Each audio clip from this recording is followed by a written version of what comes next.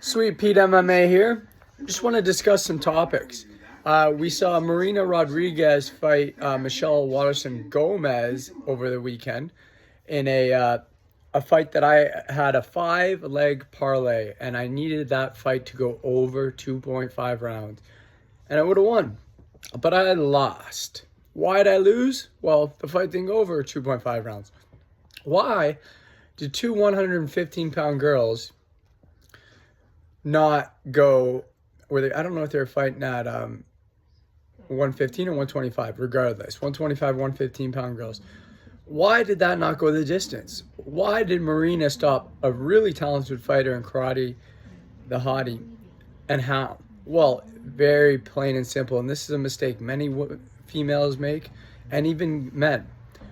Did you see how Michelle Waterdown-Gomez braided her hair? She had that bun right on the top, like this big.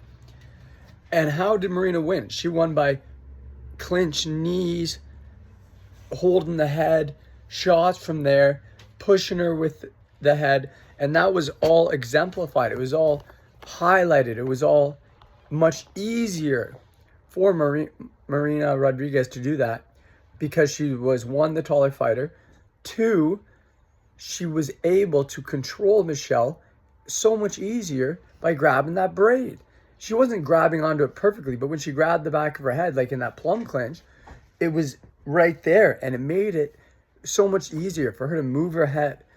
So men, women out there, do not put your hair into buns. Do not braid it into a bun. You have to braid it straight back. If you go to my, I think, earlier videos, you'll see I got my hair braided and it went straight back, and then they put little beads or whatever on the end at the back. That's what you need to do. Otherwise, you're going to get your head kneed in and your head elbowed in the clinch against these good Muay Thai fighters. That, to me, is the number one reason why this fight was stopped and there was so much damage occurring, is because Michelle Waterdown-Gomez put a weapon against herself on her own head, making it much easier for Marina Rodriguez to control her, to knee her in the head, to punch her in the head, to elbow her in the head, to misdirect her. It was all because of that bun.